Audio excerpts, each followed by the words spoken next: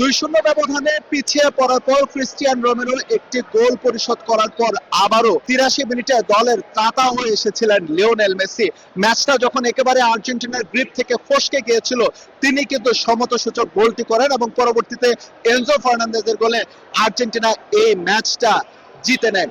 Argentina এই ম্যাচটা ঠিকই জিতেছে, কিন্তু লাস্ট 3টা ম্যাচের হিসেব যদি কষা হয়, এই 3টা ম্যাচে আর্জেন্টিনা কিন্তু ক্লিন শিট রাখতে পারে নাই। অর্থাৎ আর্জেন্টিনার রক্ষণ নিয়ে যে দুশ্চিন্তা আছে সেটা কিন্তু আবারও স্পষ্ট হয়ে উঠেছে। মিশরের বিপক্ষে কোন রকমে হারতে হারতে জিতে গেছে। এভাবে সামনের দিনে যে পার পাওয়া যাবে না, বিশ্বকাপ যতই ছোট হয়ে আসছে প্রতিপক্ষ কিন্তু আরো শক্তিশালী হয়ে ফিরছে।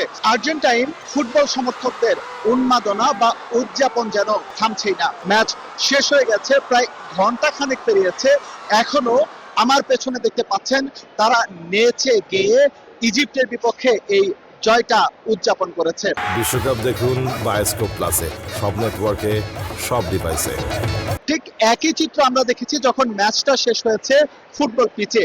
লিওনেল মেসিরা যেভাবে সেলিব্রেশন করেছে তাতে মনে হয়েছে আরো একটা বিশ্বকাপ আর্জেন্টিনা জয় করেছে। 2-0 গোলে পিছিয়ে পড়ার পর আর্জেন্টিনা যেভাবে কামব্যাক করেছে তাতে এমন উদযাপন যে ফুটবলাররা এবং ভক্তরা করবেন এটা ভাবাই যায় বা এই প্রত্যাশা করাই যায়।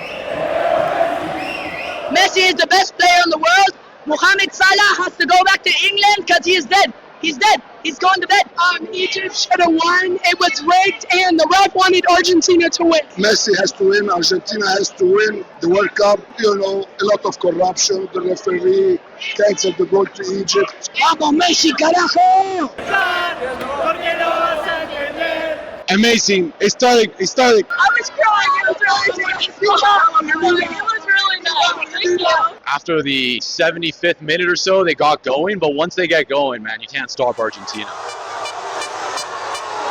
67 মিনিট পর্যন্ত 2-0 গোলে পিছিয়ে থাকা ম্যাচ শেষ পর্যন্ত আর্জেন্টিনা জিতে নিয়েছে 3-2 ব্যবধানে। কিন্তু ইজিপ্ট চোখে আঙ্গুল দিয়ে দেখিয়ে দিয়েছে বিশ্বকাপ ধরে রাখতে হলে তাদের কি করতে হবে। আটালান্টা স্টেডিয়াম থেকে এস এম ইকবাল, সময় সংবাদ, যুক্তরাষ্ট্র।